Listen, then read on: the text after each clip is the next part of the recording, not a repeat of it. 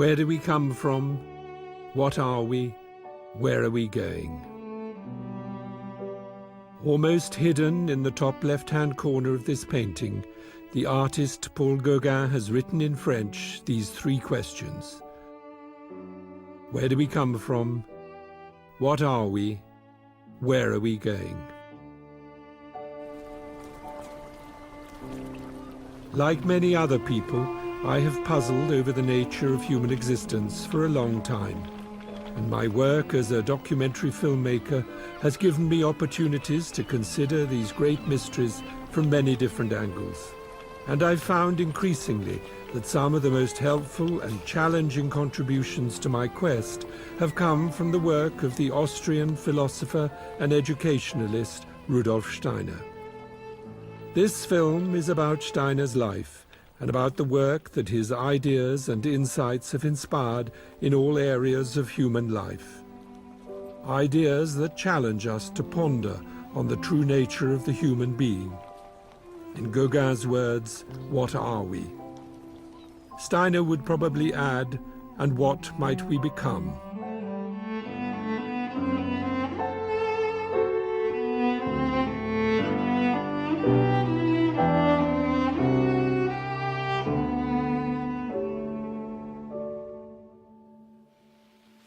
Rudolf Steiner challenges us to be more conscious.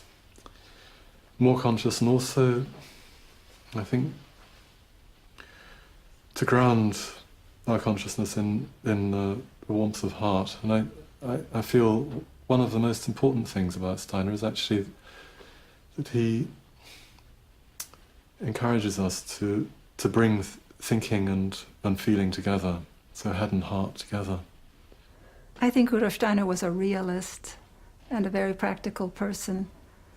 I think he saw that he was planting seeds for the future. For me, meeting the work of Rudolf Steiner was like finding water in the desert, because I had searched and searched through many different spiritual paths, very much in the East and also in the West, including the spiritual path of modern science. I can't think of anybody else who simultaneously follows the whole philosophical and scientific tradition within the West and within modernity, studies it carefully, it becomes very competent in its different disciplines, and at the same time is clearly a mystic. In one place, Rudolf Steiner said, if you would like to access higher wisdom, you have to unlearn everything that you have accumulated thus far. And to those of us with degrees and credentials and so on, it's a humbling moment. This notion of unlearning the conventional knowledge that is around us and being open in a kind of vulnerable place to a different way of seeing. Rudolf Steiner was ahead of his time during his time, and he's actually ahead of his time even in this time. You know, he's been dead for almost 100 years. After a little time, I'll have half Q if R is equal. I think one of the greatest challenges that Rudolf Steiner poses to us today is a challenge that he lived with in his own life, namely the challenge to battle against sectarianism. Yes, he felt sorry because he wanted to help people, but he wanted more than this. He wanted to let them free. So that's the essential point. It's the freedom. And you can help people and give them your own treasure, but finally they live out from your treasure and they are dependent. And that's the last thing Steiner wanted to have, dependent people.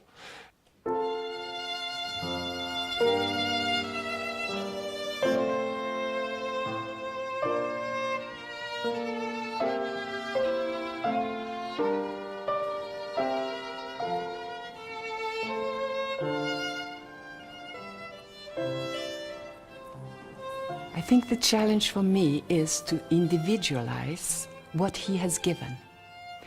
As he was in Norway, he almost always in his talks said, "Don't believe what I'm saying, You have to try it in life. Try it in life. And for me, that's my inner direction. I have to try it out and not just take it for granted it is like this. And then life becomes so exciting. I think really Steiner is about love. But it's hard to get to that realization because of so many thoughts. You know, so many thoughts. But when I think of him, I don't always think of the thoughts, though I'm impressed by them, of course. I think much more of this man, you know, traveling on drafty trains in the middle of the night to go to the next city to meet with, you know, 9 people who are trying to figure something out, or people just scratching at him constantly for help. So he was a servant. So he wasn't a privileged person, he was a servant. So I think it's about love, really. Rudolf Steiner's influence, particularly through his indications about education, agriculture and medicine, is increasingly apparent. There are 7 Rudolf Steiner Waldorf schools in India and over 1,000 worldwide, plus communities for those with learning difficulties, as well as hundreds of farmers working with his suggestions of how to not only produce healthier food, but also how to heal the earth in the process. Waldorf schools, biodynamic agriculture, Velida, Demeter, Hauschka, Camp Hill, these names are increasingly familiar all over the world.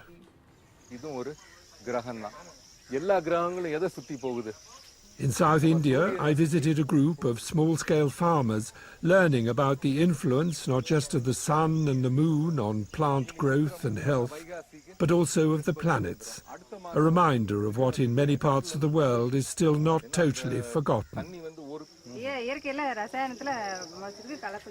Rudolf Steiner shared this knowledge, in part based on traditional wisdom, in a course of lectures to farmers in Central Europe in 1924, a year before he died. An awareness of the influence of the planetary constellations, and including when you sow what, is also central to biodynamic agriculture, a worldwide movement informed and inspired by that course of lectures, delivered at a time when farmers were already expressing concern about the effect that chemical fertilizers were having on the soil and on the health and quality of their produce.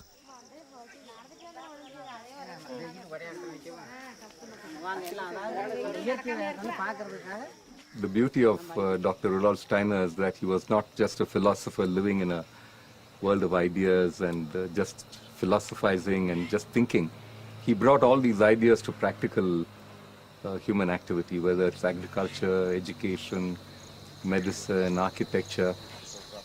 Jakes is president of the Biodynamic Association in India and has his own farm, but spends more and more of his time in China and Taiwan, as well as in India, helping small family farms to improve the quality of their land and crops and to survive financially in a culture that has increasingly encouraged farmers to use expensive pesticides and high-yielding, chemically dependent seeds. These seeds have to be purchased each year, bringing an end to the practice of farmers producing their own. Dependency on the multinationals has forced a huge number of Indian farmers into bankruptcy, and many even to suicide. Jakes went on to tell me how many of Steiner's philosophical and spiritual teachings, as well as their practical applications, felt very familiar to people in India, in particular the belief in reincarnation and karma. Where do we come from? Where are we going? Despite the many challenges and seeming setbacks that we may face, the idea that we live and learn and grow through many lifetimes is an ancient teaching. So too, that the universe is alive and has purpose and meaning. This awareness that there is more to reality than meets the eye was simply and imaginatively expressed to me 5,000 miles away from South India, through an encounter at a biodynamic farm in England, on the edge of the Ashdown Forest in Sussex. There's nothing nasty goes on these raspberries then, yeah? nothing at all. The only thing that we put on these raspberries are two preparations, something called 500 and 501. 500 is the horn manure preparation and 501 is the silica preparation. And they're sprayed at the beginning of the season and then when there's fruit coming. Is the whole thing about the sort of planets and raspberries, I mean, that obviously makes sense to you, does it?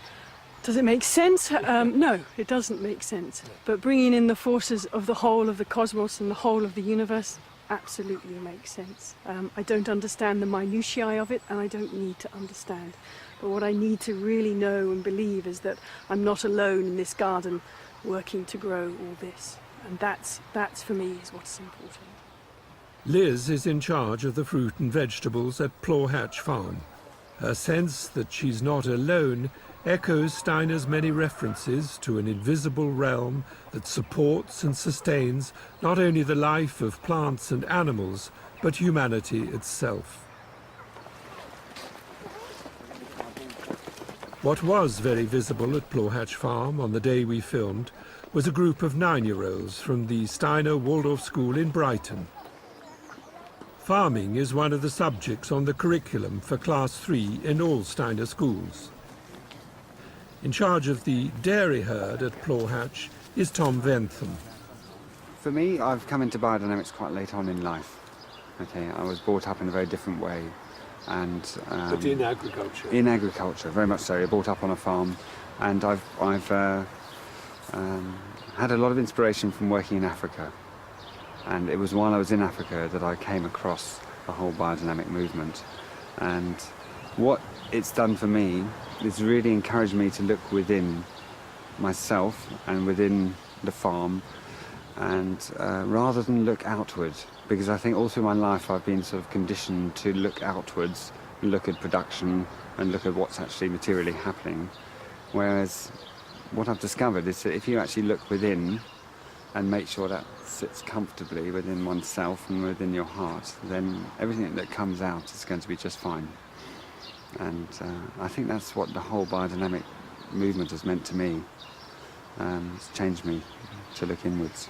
So you mean you're a better farmer as a result, then? Yeah, but I used to measure milk yields, but I don't now. It's a disaster. Because if you measure a milk yield, then you're thinking that actually that's a measure of success. It's not about milk yield, it's about the animal as a whole.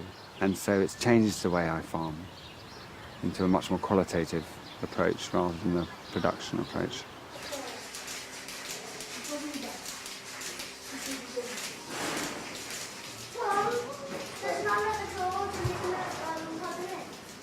As with all biodynamic farms, Plawhatch is farmed organically, natural feed for the animals and no pesticides or artificial fertilizers on the land.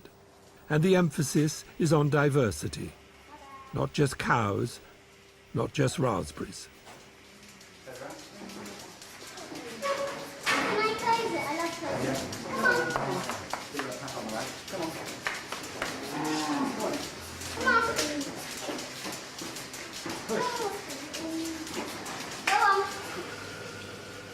There's also a cheese-making operation at Plawhatch Farm, and as a community-supported enterprise, they have over 600 loyal and committed customers who own shares in the venture. Plawhatch's milk and yoghurt are sold in their farm shop, along with Liz's fruit and vegetables. I asked one of the apprentices what she made of Steiner's ideas.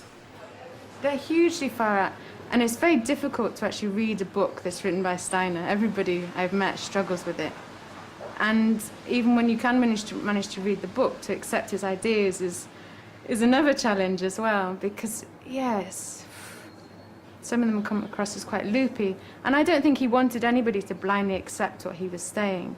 I think you've got to try things out and just see if it sits well with you. And also adapt it. I think we need to be flexible as well. And feel our way through the work, you know?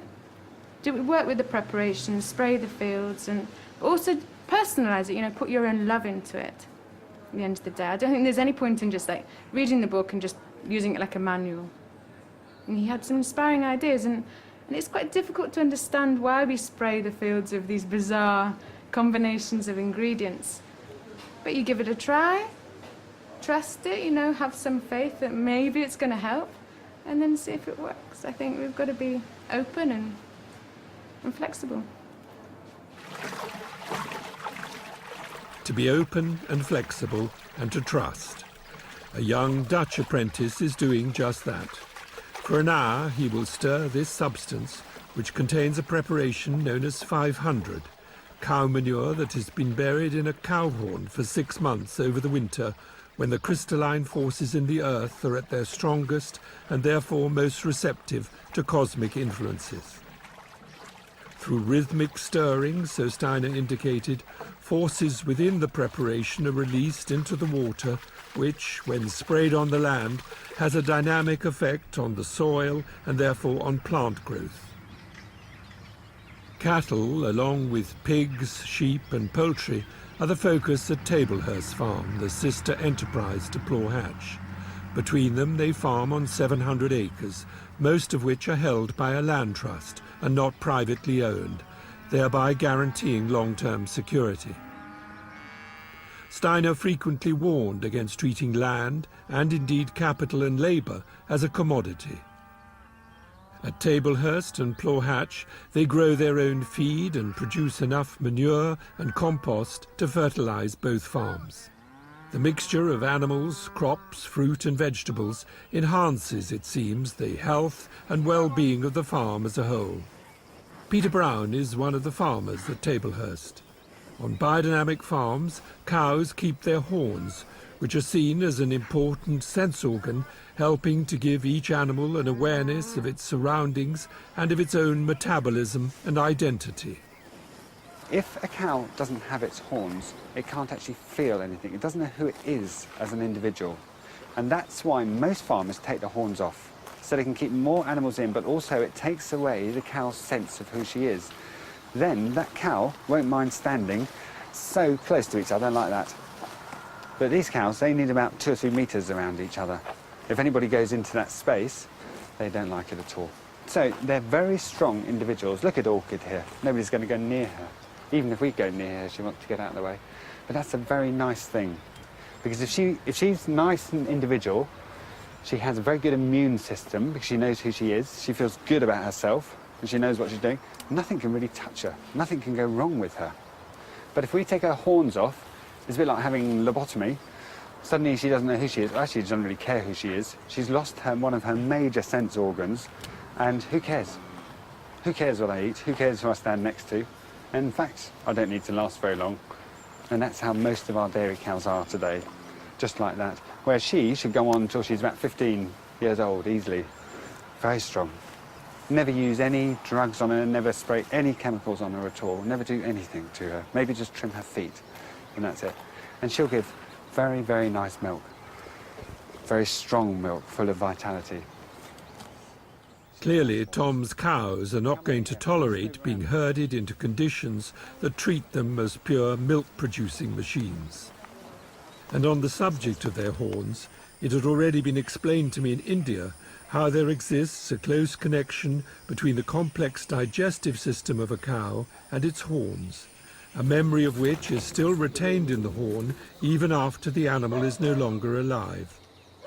Hence the use of horns as receptacles for the 2 biodynamic preparations, 500 and 501.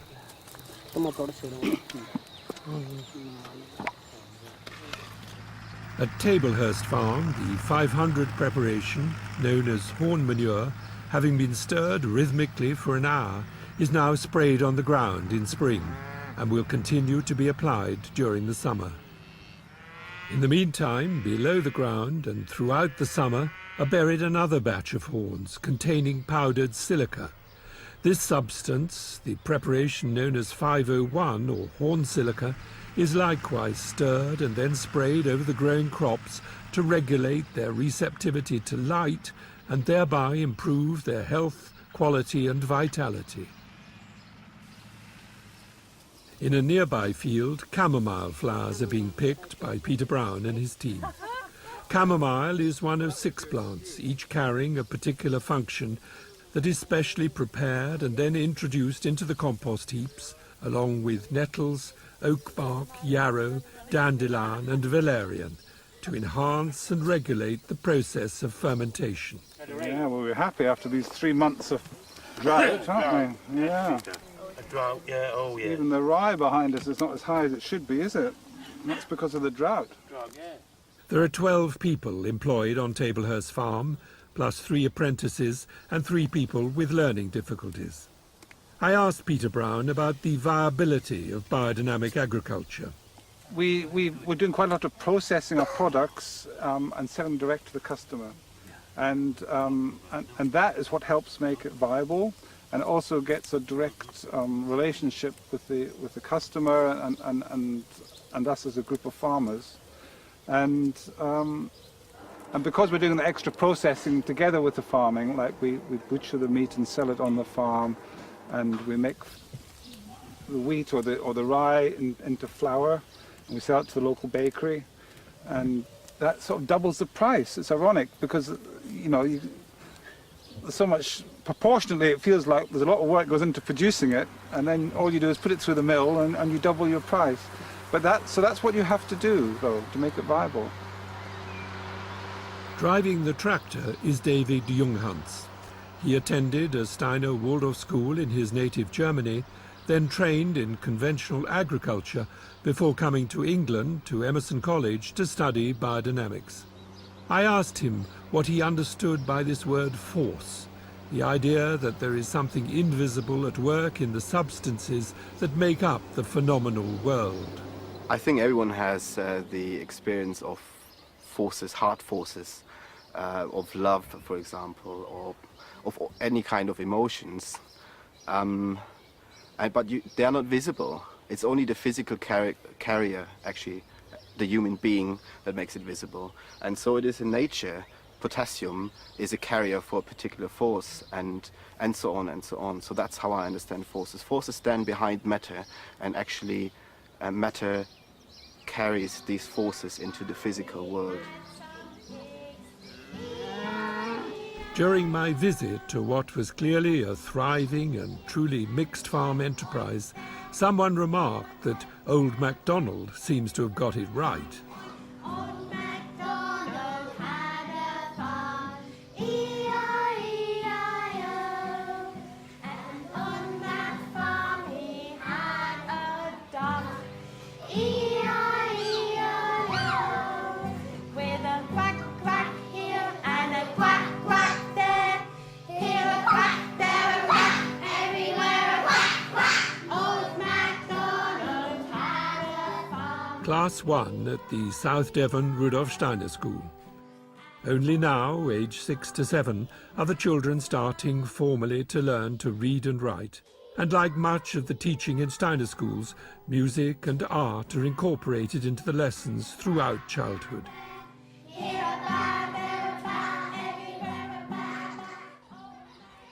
The South Devon School is one of 35 Steiner Waldorf schools in Britain.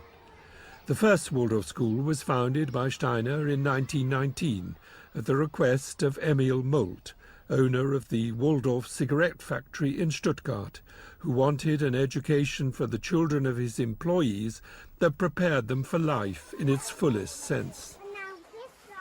And life in its fullest sense means educating hands and heart as well as head. Until the children go into Class 1 around the age of 7, the emphasis is on play, imitation and on rhythm. Baking on Monday, painting on Wednesday, an expedition on Thursday and so on. And on stories which are told rather than read by the teacher. And Steiner's picture of child development is not only of children growing up and thereby learning the ways of the world, but also of children growing down, bringing into life their own unique biographies, as he saw it from many lifetimes. And this needs time to build a strong and firm foundation so that each child can not only then face the world as it is, but also develop the strength of character to maybe change it.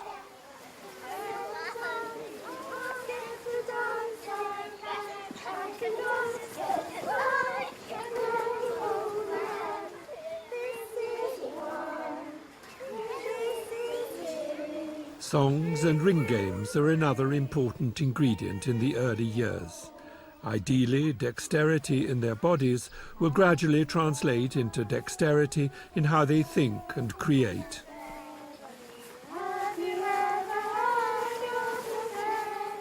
Much of what the children do, not just in the kindergarten, is designed to counteract what is increasingly recognized in the modern world as an erosion of childhood, a concern that extends far beyond the Waldorf school movement.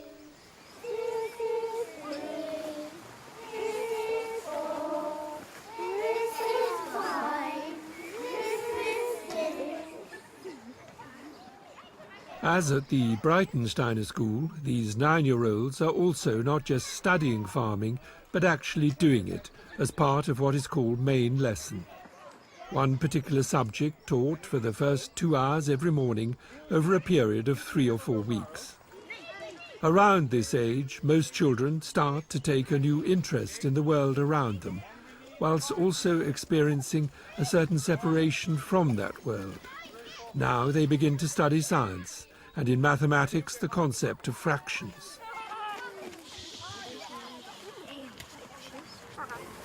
Still waiting for silence. Now, who remembers which are those potatoes from the ones we planted? Are they early? Only early? Lily? First early, thank you. What else have we got here? Main crop. Main crop? Yeah, what else? Lily, me. Early the second. Phrase that differently. Second early. Thank you. Who can show me blight in this potato? Lily, show something to me.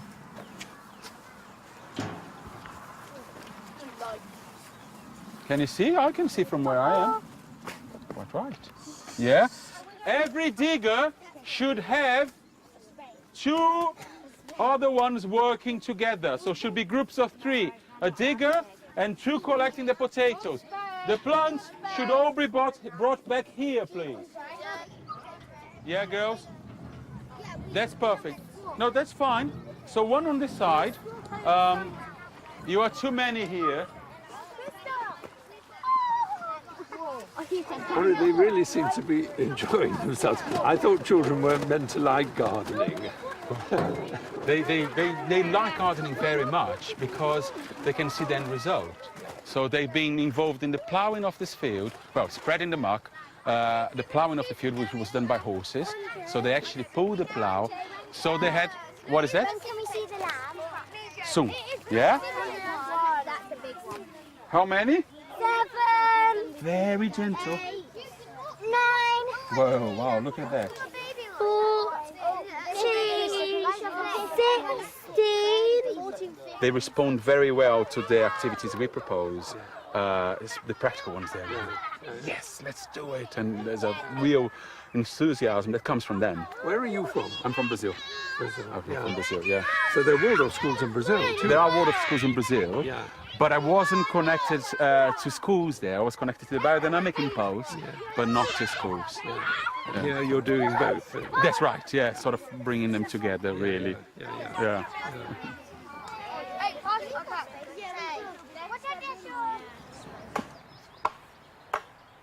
Andre is also helping this class to build a stall from which they can sell the vegetables. Building is another subject taught at this age: planning, measuring and execution. Let's make a plow over there, okay?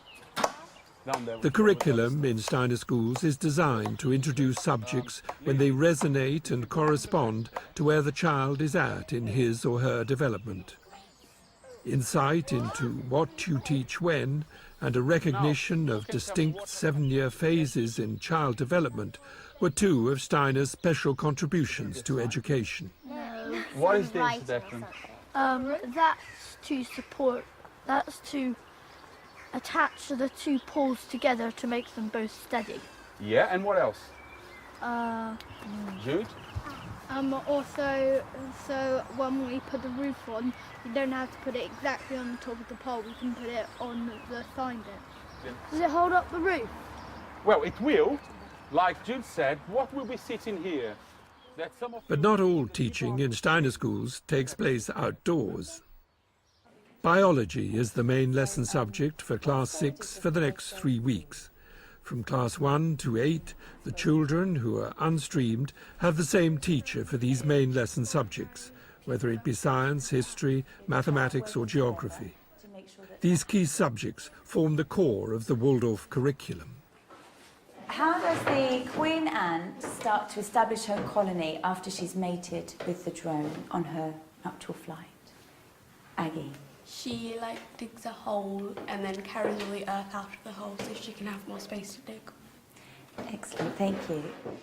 Alexa Smith will stay with this group of children until they go into the upper school around the age of 15. This can mean the children having the same class teacher for 8 years, ideally creating a bond between teacher and pupils that goes way beyond the actual knowledge imparted. For the rest of the school day, the children will be taught by specialist teachers, languages, games, crafts, etc. I asked the teacher of Class 2 what attracted parents to their school. Well, I think there are an awful lot of parents who come to our schools and sense that what's there is wholesome and good for the children, and they're looking for, you know, childhood with all the light and joy that childhood brings, and quite often seeing in many schools that children in a way trying to be moulded into something which isn't child friendly, and they see that in our schools, you know, we celebrate childhood and we try to bring things which actually really nurture and nourish and feed where the children are actually at, and so they'll see that, they'll sense that, and then they bring their children. And I think it's up to us to make what we do available and understandable in terms which don't make people feel that it's something weird that's behind it. Because I firmly, firmly believe it is not something weird. The sun with loving light makes bright for me each day. The soul with spirit power gives strength unto my limbs. I've been doing this for 20 years, and it really, really does nurture and nourish those children, and they are free afterwards. They're not coming out having to believe in any particular belief system or anything. They're totally free, but they've been nourished as human beings.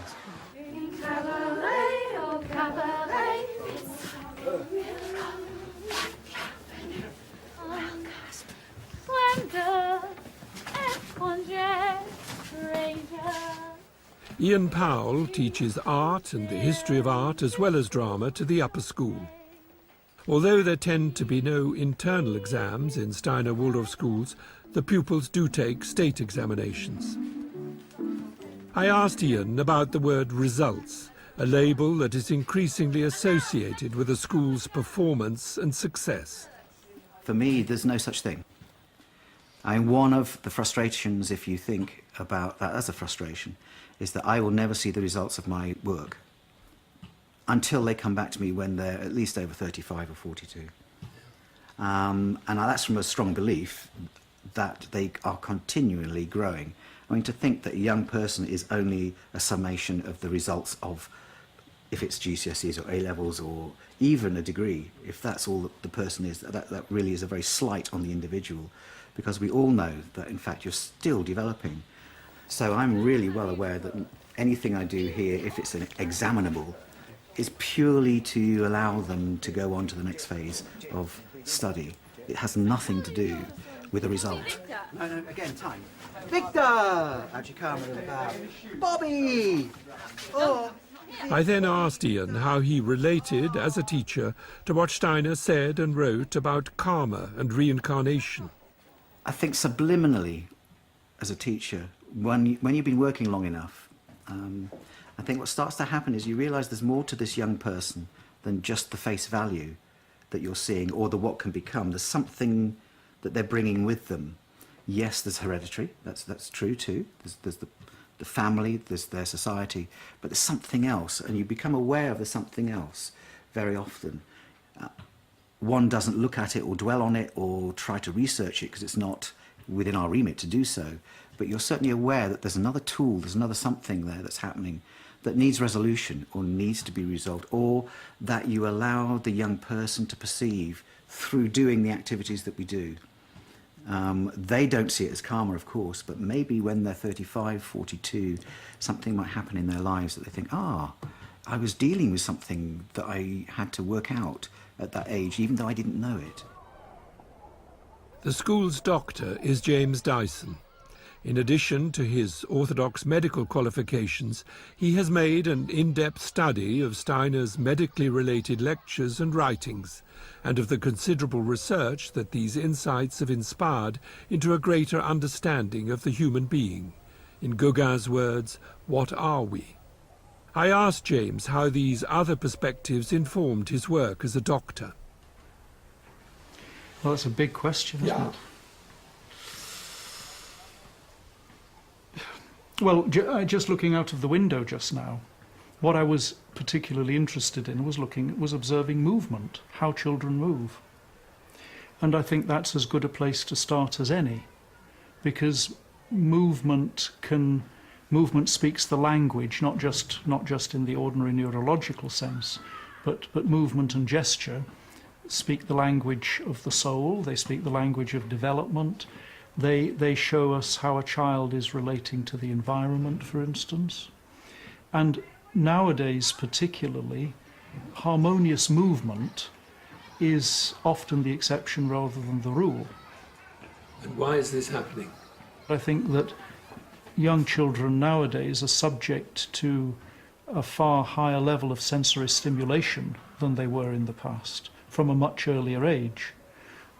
Be it in the form of IT and screens, or in other ways too. And at the same time, children are deprived of the kind of traditional possibilities of movement through which, your average child was exposed 30, 40, 50 years ago. Waldorf schools are almost unique in not introducing computers until the upper school, and then only gradually. Many parents and educationalists these days share their view that early childhood should be less focused on information technology and generally less pressured. The key theme of what Steiner brought as a picture for child development, namely that up until neurological maturity has reached a certain level, in the 6th, 7th year of life, you should not tax the nervous system cognitively, but you should work very much with the faculty of imitation and creative play and stimulate that. And for what reason? Why shouldn't you tax the brain? I mean, that's what you're talking about, isn't it? I think the simplest way of putting it is that if you're still laying the tracks for the tram line, you don't drive the tram along.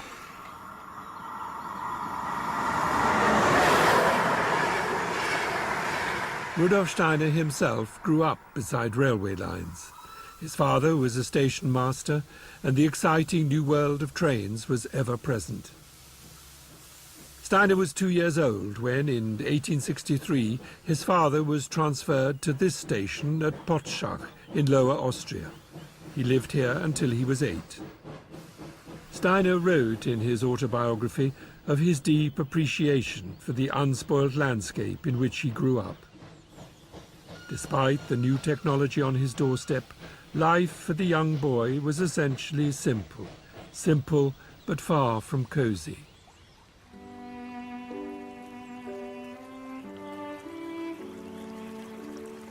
Here, Steiner lived not only in the two worlds of trains and nature, both of which he loved, but also in an inner world of spiritual experiences that were as real to him as the physical world around him. Already around the age of 7, he had a vivid experience of a relative who had just committed suicide and who asked him for help. But it was to be almost 40 years before he could speak openly about such matters. What is the true nature of reality? Where do we come from? What are we? Where are we going? These were questions that were to occupy Rudolf Steiner for the rest of his life. In 1868, the family moved nearer to Vienna, to the village of Neudorf. By now, Steiner had a younger brother and sister. Though less remote than Potschach, his home was still, in Steiner's words, austere but healthy. He served as an altar boy at the local Catholic church, helped grow vegetables for the family, but the essence of his journey through childhood and youth, that long walk to school, was the story of a very bright but essentially lonely child, nudged by his father to study science and technology to qualify as an engineer on the railways, who was nevertheless thinking deeply about what he called the enigmas of existence, and already at the age of 14 studying the German philosopher Immanuel Kant. In 1879, at the age of 18, he passed his school leaving examination with distinction. For 3 years he'd given private tuition to fellow pupils in order, he wrote, to contribute at least a little of what my parents had to pay out of their meagre income for my schooling. And having attended a technical rather than a grammar school, he had had to teach himself Latin and Greek. From the Austrian countryside in which Steiner had grown up, as the son of a humble railway official, the move to Vienna was a huge step. Capital of the vast Habsburg Empire, it was a cosmopolitan city buzzing with life, creativity and philosophical debate. A cultural flowering on a massive scale. In the autumn of that same year, Steiner enrolled at the Technical University to study biology, chemistry, physics and mathematics. But already his interests were as much in German philosophy and literature as in science. Very soon his social life began to flourish. The famous Café Grünsteidl, which for a time he gave as his address, is now more a tourist attraction than a hive of philosophical debate. At round the corner at this nearby coffee house, it is easier to imagine the atmosphere of that era and the extraordinary variety of people with whom the young Steiner was mixing. Poets, rich merchants, Cistercian monks, feminists, university professors, and poor students like himself. I asked 2 young customers, both of whom knew something about Steiner's life and legacy, whether the sort of discussions that Steiner and others had in coffee houses like this one were a thing of the past. Those dialogues, really to sit hours and hours, yeah, and to develop an idea. I think you can't find that in that way anymore. Do you think that's sad? In a way, yes, because I'm old-fashioned. But I'm quite open to new ways of dialogues. Yeah. And I think especially the communication through the net is an enormous chance, yeah. Opportunity, yeah. Opportunity, yeah. So you're optimistic about the future in that sense, are you? I'm very optimistic, yeah. Yeah. And to me, the idea, it's always a question, how would Steiner act in those days, yeah? Would he use the internet or not? I think he would. Yes, definitely. Yeah. He would be very, very open to our ways and our chances and our opportunities to communicate, to develop, to work together. Not everyone interested in Steiner's work would agree with Bipper about Steiner and the internet, not only because he, like many others, recognized that technological advances, ever since the printing press, were no replacement for face-to-face human encounters, but also that the mindset behind such devices could, if we remain unconscious, take us on a slippery slope in which our entire world gradually becomes dehumanized. What Steiner made clear, however, is that all such decisions have finally to rest with the individual. His main message, especially to me, was or is that he wants us to stand up for our own ideas. And that's, especially in our time, not that easy. So for people, it's much more easy to put him into a box than to focus his message and follow the message. And I think he didn't want us to follow him. He wanted us to follow ourselves.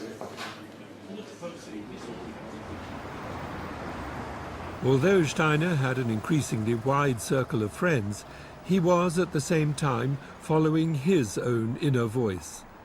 But, like all of us, he needed his awakeners, people who actually change your life.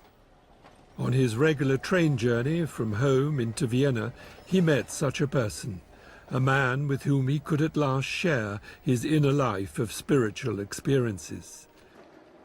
Felix Koguski was a herbalist who travelled into Vienna to sell to apothecaries the medicinal herbs he'd gathered in the countryside.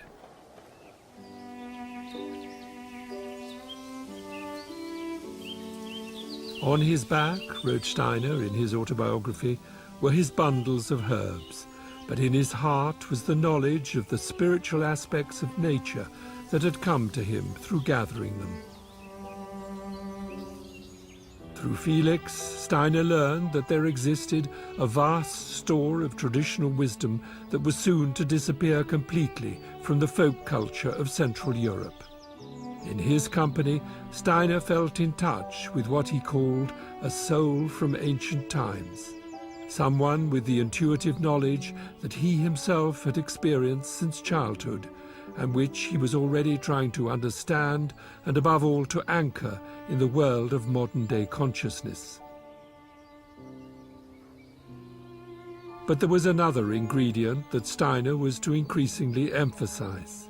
For every step that we take in our search for this deeper wisdom, we need to take 3 steps in our moral development. A person should not be on this journey, he wrote some 25 years later, to accumulate learning as one's own treasure of knowledge, but in order to place this learning in the service of the world.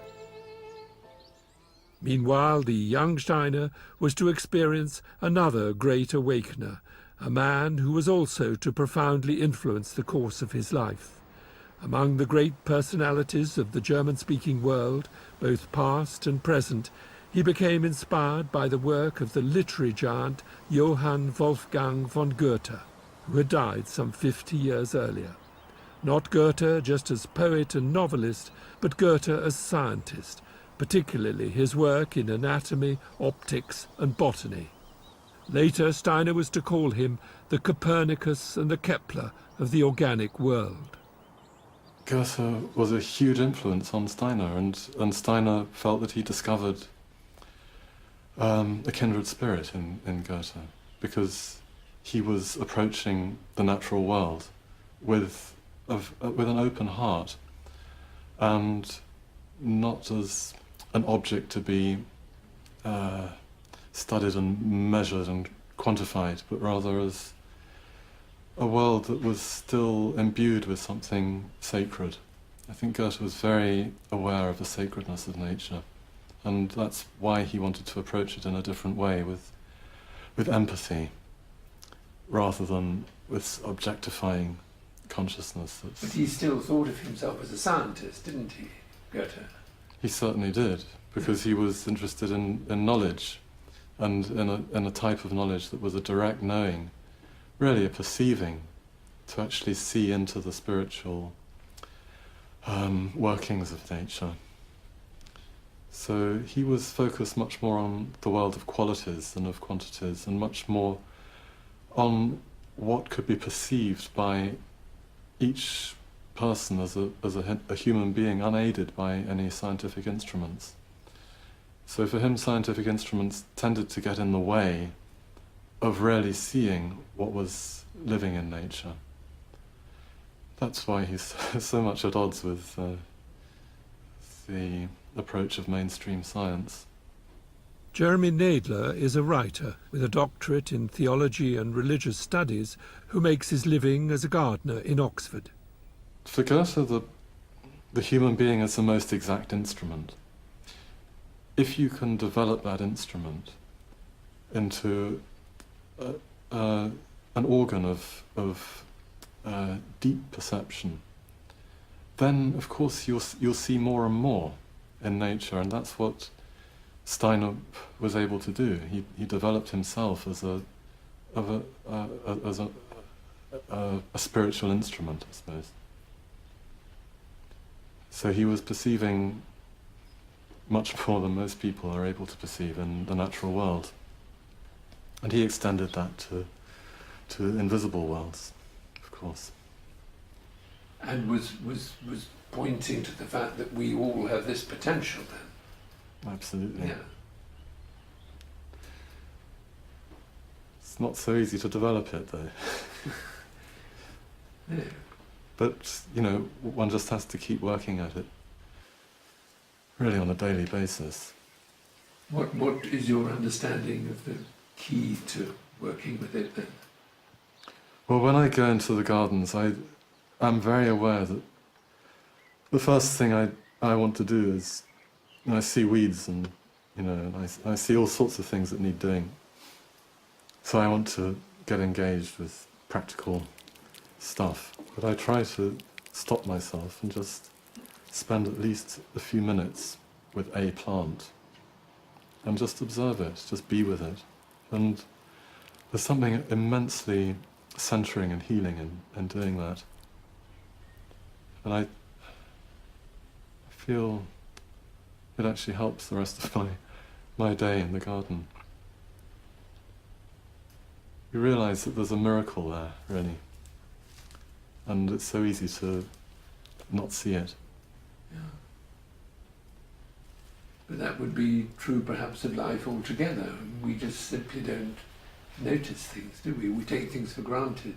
Yeah. Not just plants. That's absolutely true of life altogether. And one of the wonderful things about Goethe's scientific method is that you can apply it to every life situation. It's not just to do with our relationship to nature. It's not just to do with looking at plants or whatever. It's to do with how you relate to people, having an openness of heart, really.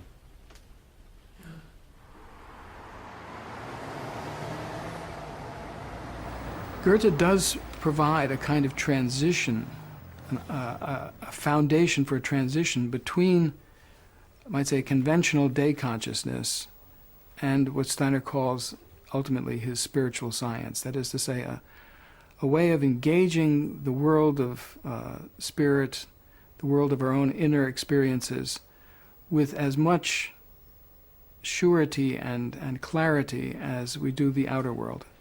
I'm going to remind you of what we saw at the very beginning of our class. Remember, there was a little Wimshurst machine here that allows us to do something very similar, slightly different geometry, but basically a Arthur Zajonc is an American professor of physics at the University of Massachusetts, Amherst. Alongside his interest in Steiner, and through his connection with the work of the Dalai Lama, he is a pioneer in bringing the practice of meditation into academic circles. I asked Arthur to explain the young Steiner's interest in the philosopher Immanuel Kant, and in particular Steiner's rejection of Kant's hugely influential utterances on the limits to knowledge. The limits, the so-called limits to knowledge, are really the limits of a horizon. You know, if you stand on a mountaintop, you see further than if you're down in the valley. Well, but you got to get to the mountaintop, right? So yes, you could say there are limits to knowledge if you're in a particular location, but there's nothing to keep you from developing yourself to a higher extent. It's like climbing the mountain and seeing further. There'll still be an horizon, so you'll still experience a limit, but the limit is a subjective limit, not an objective statement about the way the world is organized. So yes, you could say Steiner recognized that there are, in the moment, certain limits to knowledge, but that these are not part of our human nature. Human nature is, in some ways, inexhaustible. Everything that can be known by the human being. We are, in that sense, in the image of God. We are filled with the potential for the most profound and extraordinary way of knowing. From Steiner's point of view, a human being stands in the world and the world's impressions come through the senses, green, movement, light, warmth, hardness, all that sort of stuff. And that's given to us. We don't do anything about that. I don't create that tree. The tree's all given there. But I, as a human being, also act into it because I bring the concept tree, green, the relationship of that tree, the kind of tree that is related to that another tree, and so on. All that is a human product in relationship to what's given to me. So you have a given world and a world that's the product of human thinking. And these two interacting give us what we call the real world. So it isn't a world we can never know. It's not always immediately known, but it's not in its essence unknowable.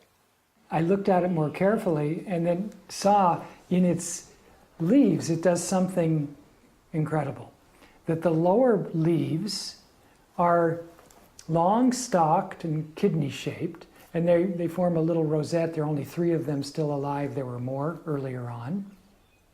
Then a little ways up the main stem you have the next leaf, which also has a long stalk but is already in its blade. Craig Holdridge has also had a long interest in Steiner, and through Steiner into the work of Goethe.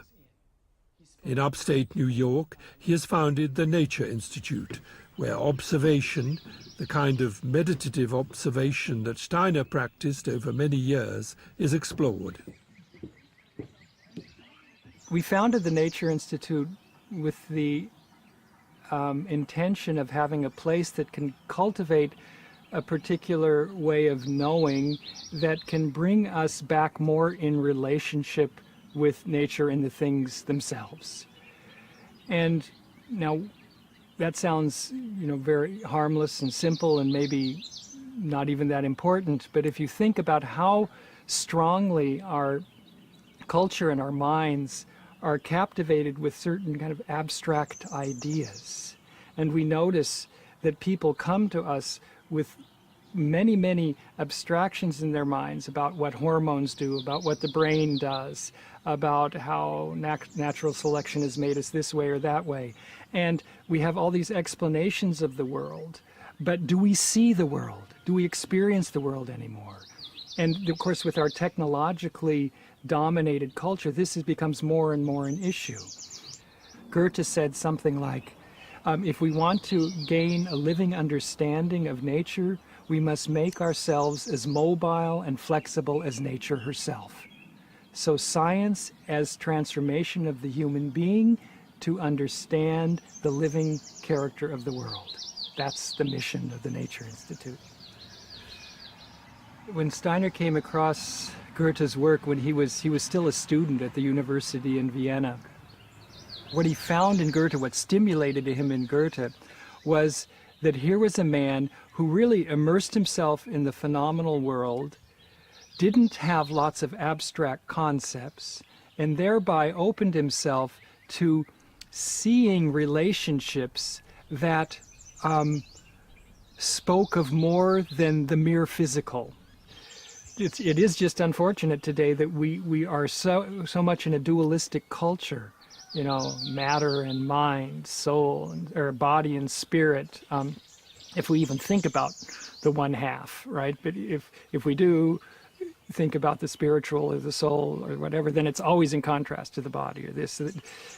But to see a unified world, and that was really Steiner in his epistemology based on Goethe, was all about the one world that we live in.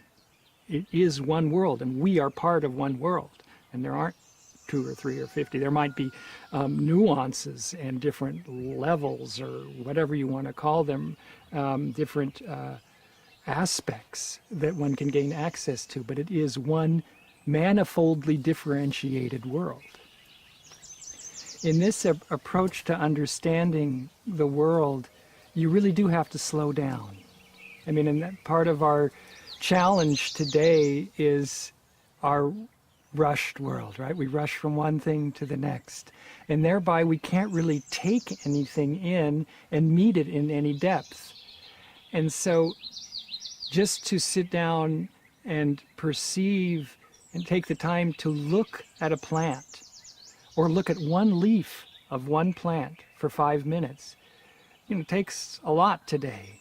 and to take it in and say, what do you have to show me? And then the work continues. But you've slowed down and you've gone out and taken the time to take in something that the world has to offer you. And it gives it a moment of quiet and a moment where you can really enter into a conversation with the world.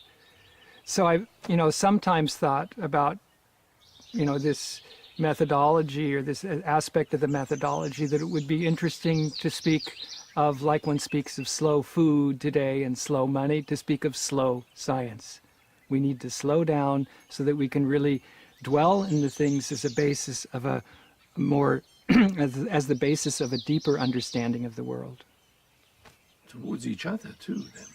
Yes. I mean, in all respects. I speak mainly about, when I'm speaking about nature, I'm also speaking about my fellow human beings, right? In all our relationships, this, taking the time. One set of relationships that Steiner had while still studying in Vienna, and which was to have far-reaching consequences, took place in this building, the home of the Specht family. Steiner tutored the 4 boys during his last 6 years in Vienna, while at the same time studying and writing on Goethe.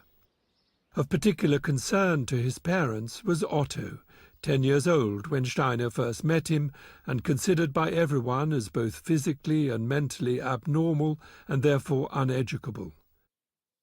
With Steiner's help, Otto's condition gradually improved, and eventually he became a doctor.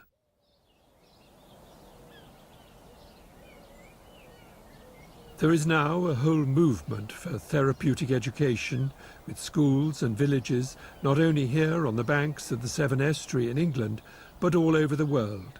A movement inspired by the lecture Steiner gave in 1924, drawing on his experience with Otto, as well as on his own insights into the make-up of the human being and the abnormalities that can occur.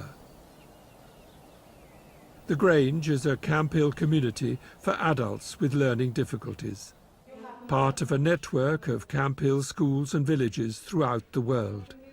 Over the years, I've made a number of films about Camp Hill, and I've always been deeply touched by the atmosphere of warmth, tolerance and wisdom. Some of the buses are taken off. Then how are we going to get there? Shanks's pony or even a minibus. That's all I have to say.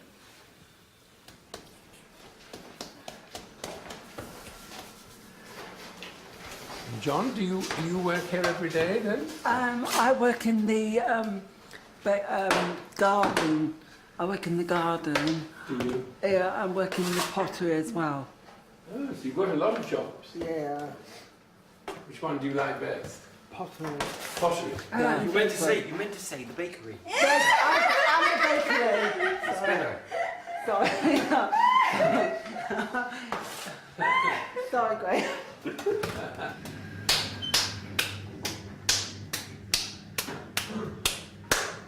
You work in the pottery all the time, every day? Yeah, I work every day, every morning. Ah, yeah.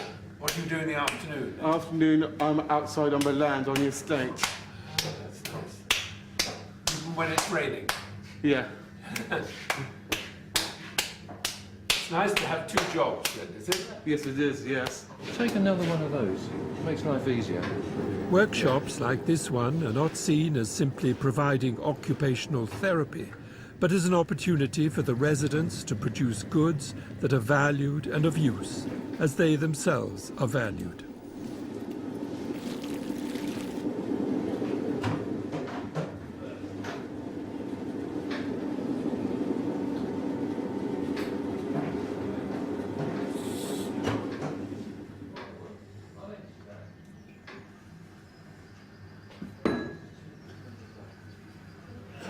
It's finished? Yep. The way I have to do is to put this plate into the woman cupboard over there. I'll show you. Have you been in camp at the age of 5? So you've been in Camp Hill since you were 5 years old? And how old are you now? 23. 23, yeah. I am the youngest in my family. You're the youngest? Oh, Yeah, I have a big sister as well. Big sister? Yeah, two big sisters. Do you go home sometimes? Yeah, I see my dad, but my parents are not together. Aren't they? Yeah, it's difficult, but I could get on well with my family. Even we have ups and downs, I just get along with them. I think lots of families have ups and downs. Yeah. And you like it here? Yes. This is like your family in a way, isn't it? Judy and Nina, my family. Yes. That's nice. Well, you're doing a wonderful job. Yes. That's the microphone. Now I'll show you the finished plates. Can you? So that's the finished plate, yeah. Yes, it is, yes. Yeah. Must be very satisfying to do it. Yes, it is. Enjoy it. Yeah, I love it. Yeah. I love working in pottery. Yeah. Camp Hill was founded by Karl Koenig in 1939, along with a group of fellow refugees from Nazi-occupied Austria. Their angel led them to Scotland, where, inspired by the work of Rudolf Steiner, they created a worldwide movement for the care of children and adults who were, in the language of the time, in need of special care. You might need to spray between the saw. You might need to spray between the saw. I'll get you the spray. Hang up another swallow, are you? Yes. This is my washing line. Michael calls it my washing line. They all made a joke out of it, but I don't mind. You know a bit about Steiner? Just a little bit. Comes from Vienna, doesn't he? Well, in Austria, yes. Austria. Yes. And he started a lot of camp hills. Well, he inspired the He whole inspired. campus. Yes. Inspired, that's the word I want. Yes, yeah. And also Karl Koenig with his friend, well, not his friend, but one of the people. Yeah. Koenig was interested in Steiner's ideas, Yeah. that's right. Yeah. And he wanted to follow the impulse. That's right. Or at least try. He's trying, yes. Giving and receiving. Giving and receiving. And a big rainbow. And way back to ourselves. To see the deep blue sea. What Judy Bailey is trying to do, through a therapy that Steiner developed called eurythmy, is to heal through movement, often very simple movements. And how is that helping, Judy? Can you say? Well, the breathing is where everything starts with the human being, isn't it? We're too excited or we're too sad. Everything is to do with breathing. Breathing out, breathing in. You know that laughing is all breathing out. Crying is all breathing in. Oh, isn't it? So we start always with the middle, with the breathing. In water and out. In the water and out of the water. So the air coming in and the air coming out influences our well-being. So if you have too much tension, you're breathing very shallow breath and very tight, and you're making yourself ill. Or if you're too loose, your members are too loose, then you are also getting ill. So the breathing is very central for well-being. So we do a lot with breathing, but we don't talk about breathing because we do it through the movement, yeah? So we might even do this exercise now, walking, which we do sometimes, don't we? So step down, step up, step to the right, step to the left. We'll go back in a minute. Step to the right, up, down, and rest. Is it difficult to do, Tilly? A little bit. It's a bit embarrassing. A bit embarrassing, yes. But you can practice. Yeah. But it makes you feel better. Yeah. Yes. The more you are in tune with the rhythms, less you're bound to the forces of the earth that are pulling you into heaviness. Without the heaviness, we wouldn't be on the earth. We would be floating, wouldn't we? Yeah. But the earth is pulling us, but we don't want to be a machine. So if we would just be bound to earth, yeah. Yes, so to overcome that we are doing rhythms, to overcome that heaviness, we do rhythms. Yeah. And the rhythms connect us to the rhythms of the universe. And people like Jade are very perceptive, they take in quite the whole thing. That's why it's so wonderful, because they're not bound to the earth like some of us. That's how I see it anyway. Yeah. So she teaches you. She teaches me. Yeah. Yeah. This is the truth of the matter. Yes. And Judy teaches you. Yeah. It's a mutual fun. Yeah? Judy used the two words innocence and vulnerability as characterizing a condition that can have this healing role in the world. Being completely vulnerable, that calls out the best qualities around you, and also the worst. But it has a healing influence. And anybody you will ask here that comes in here and meets people here feels they have been healed by meeting people like Jade. Later, Judy told me about the importance she attaches to working with prayer and meditation along the lines that Steiner suggested. I definitely know that there is something spiritual in me, and that if I draw on it, I can be more helpful to the residents in my house. The spirituality that I'm active with, if I'm practicing meditation or I'm thinking about spiritual thoughts, the people around me feel it immediately and need it for themselves. They can't create it by themselves. Some even learn to create it, but mainly that's my main tool to be a house coordinator, is my spiritual activity.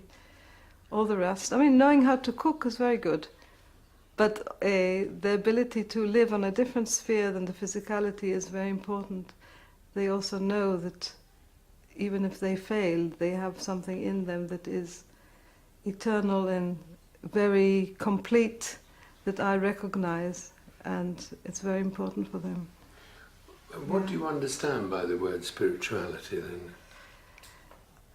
The part of you that wants everything to be good and beautiful and true is what I understand.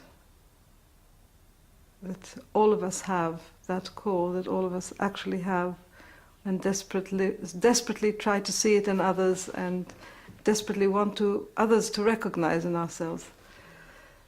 Yeah. Very simple, it's very down to earth, it's not up in the air. Yeah. And I know that I meet an awful lot of people who are active in that way in the world.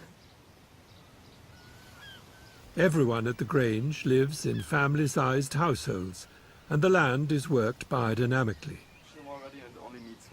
In charge of the gardens is Tony Carlton. You weed and ridge at the same time. All right. But only part ridge, not fully ridge. Okay. Okay, so it's just a bit, because each time that you do it, it sort of accumulates. That way we beat the weed much better.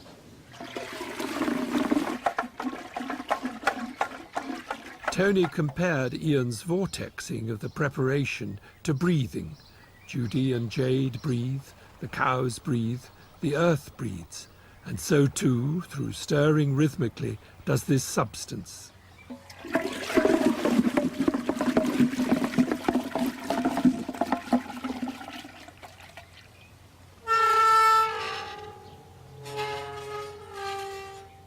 Tony Carlton's armillary sphere is his equivalent of those planets on sticks laid out on an Indian farm. The shortest daylight hours a clear, if squeaky way to observe how the sun moves throughout the year in relation to the 12 signs of the zodiac. This sun line, as it goes through each constellation, has a different quality. So where the sun is at any particular time through the year, let's go to Easter, where we've already gone from Capricorn, Aquarius, and we've come to the fishes, we've come to Pisces. If we can imagine that that accumulation of energy is happening from Christmas time to Easter, we start entering spring. Now, in the conventional farming, you will find that all the farmers will actually sow their maize or their silage and this, that and the other when the sun is in Aries. Now they don't know it's in Aries, but Aries is a warmth sign, and it's an accumulation of energy that has made itself available from inside the earth, increased by the added daylight hours, and Aries brings warmth, which is when the farmers sow their maize. Tony, when you say Taurus is an earth sign, I mean, what do you actually mean by that? Well, you've got four main qualities: earth, light, water, and warmth. They're the four energies that you're working from. So most people who have a birthday, I don't know many people who haven't got some sort of birthday, that they will say, oh, I'm an earth sign. Yeah. In the plant world, that earth sign also means root. So your root vegetables. Yeah. With a water sign, you mean your leaf vegetables. With an air sign, it's normally your flowering impulse. And then with a warmth sign, you have your fruit. Yeah. So the four earth, water, fire, and air are broken down to root, leaf, flower, and fruit. So I need to remember what a plant is. So a lettuce is very happy with Pisces, but a bean is not, because a bean would be much happier with Aries, because if I sow it in Pisces, it's just going to sit there and wait and wait. And then once it goes to Aries, you realize that actually it will start doing something. While Tony sprayed his newly stirred magic on the garden, I asked one of his apprentices what he made of all this and what he understood by our title, The Challenge of Rudolf Steiner. One thing that is very much how people do things today is that, like, people don't really want to spend time with something unless they already know that it's right. Like, I think there's something in The Lord of the Rings where he describes hobbits, and he says hobbits only have books that tell you about things they already know. That's very much true about, I think that's very much true about the way people today relate to truth. Like, they don't, like, I don't know, left punky people, they read like the books written by left punky people because they know there's only things in them that they anyway agree on. And I think when you try to read Rudolf Steiner, usually what I find you will find that you need to open yourself to something that you do not yet know, or like you need to make an effort without knowing for sure. Like, it takes trust. I think that's the challenge. Rudolf Steiner's own next challenge was the editing of Goethe's scientific papers, as well as writing his key book, The Philosophy of Freedom. In 1891, at the age of 30, he was awarded a doctorate of philosophy from the University of Rostock. A year earlier, he'd moved to Weimar. It was to be a lonely 7 years, working within the formality of the Goethe-Schiller archives and with no one with whom he could discuss his increasingly rich inner life of spiritual experiences. Meanwhile, his philosophical writings and insights remained largely unrecognized. I discovered Steiner when I was in my early 20s, and I was at Oxford in a at the university in a highly intellectualized environment, which I hated, and Studying philosophy, well, PPE, which includes philosophy. Philosophy was the thing that I was really interested in, keen on, and it was just agony for me. I hated it. It was Bertrand Russell and David Hume and every manner of reductionist thinker that you could imagine. And there was no real philosophy. And then I came across Steiner's work, and it was a godsend to me, because there was someone talking about thinking, but in a completely different way from the abstract, intellectualized thinking that's practiced in the universities. So for me, it was like, here is a new direction that I can go in. And the atmosphere in the 70s, the early 70s, when I was at university and struggling to find my way, was actually very anti-intellectual amongst those people who were seeking a spiritual path. So I was caught, in a way, between the arid intellectualism of Oxford and this rejection of intellectualism altogether in order to find a spiritual way. And Steiner was very significant for me at that moment in time, because he presented this alternative view of what thinking could be.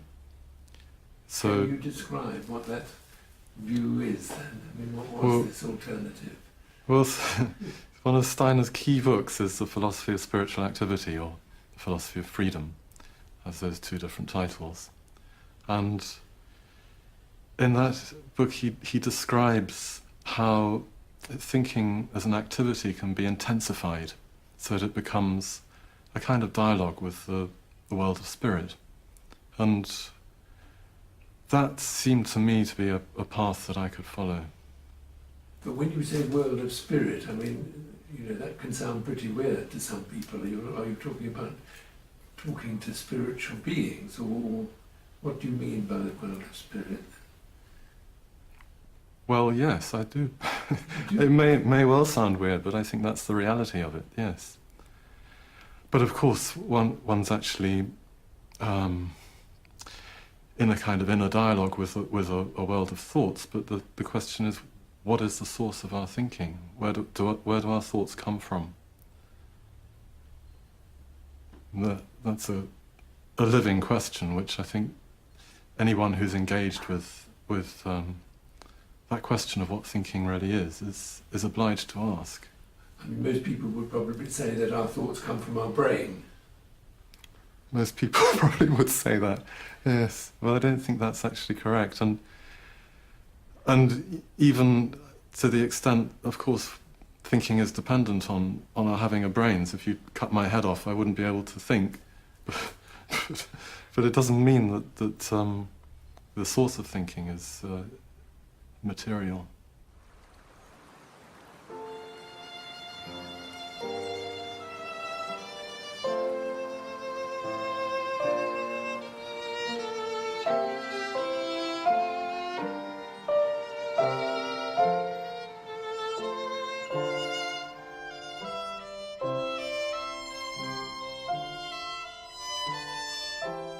How long must I be silent, was the question that Rudolf Steiner was asking himself as he reached the age of 40, unable still to share his experiences of what he called die geistige Welt, the spiritual world.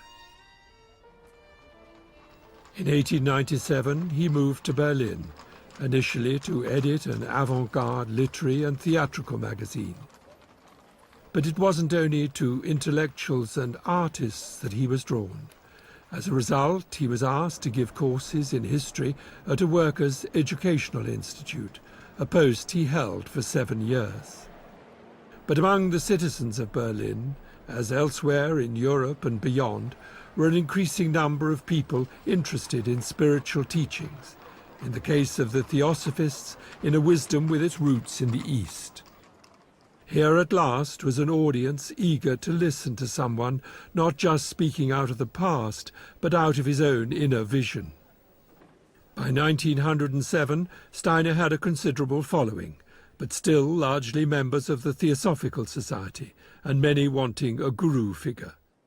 It was a role that he tried to resist for the rest of his life. Eventually, Steiner parted ways with the Theosophists and their leader, Annie Besant, in part prompted by their conviction that the young Indian boy, Krishnamurti, was a reincarnation of Christ, an identity that Krishnamurti himself later rejected. Steiner chose the name anthroposophy, meaning the wisdom that lives as potential in the human being, as the name for his breakaway movement. In the following years, he travelled all over Europe, not only lecturing and writing on esoteric subjects such as karma and reincarnation and cosmic evolution, but also planting seeds, practical indications for renewal in all areas of human life, including the arts. In 1912, together with his second wife, Marie von Sievers, and in connection with the mystery plays he was writing, Steiner brought into being a new art of movement that he called eurythmy, both as a therapy and as an art form. Sonne, du strahlend tragende, deines Lichtes Stoffgewalt, zaubert Leben aus der Erde, unermesslich reichen Tiefen. Bravo! Diese haben wir nicht den rechten Fuß gehabt. We are working with speech and we are working with music, but in such a way that we try to be music and be speech. Be music is more understandable because you have ballet, they work with music, but they don't really go into the laws, if you can say that, of the music, the different elements of the music. But in tone eurythmy, you go into all the elements of music and you become them. Ja, ganz richtig. Genau. Rudolf Steiner calls it visible song. So that what is singing, what you hear in the music, that is what we are trying to express. And with speech, the same thing. Die Weltenkräfte, sie verführen dich. So the movements are very precise. You're not ad-libbing them. No, not at all. They are really born out of the elements of music. Yeah. And speech. And speech too. You have the vowels, you have the consonants. Yeah. What we usually use when we speak, and we don't think about it, that it's possible also to express through movements this speech.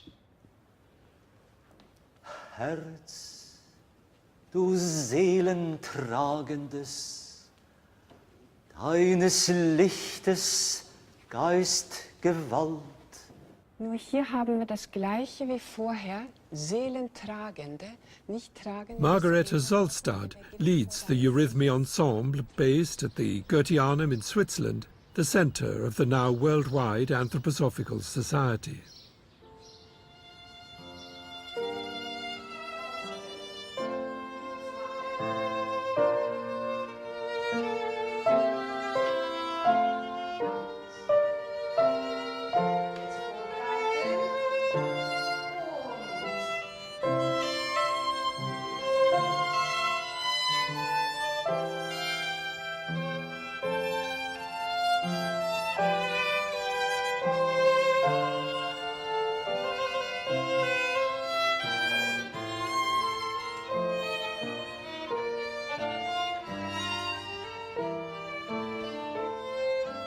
Eurythmy may not on its own save the world, and the shape of the Goetheanum may not be to everyone's taste. They are, however, attempts by Steiner to waken people's awareness to what is seemingly hidden behind the world of appearances. Eurythmy explores this other dimension in both music and speech.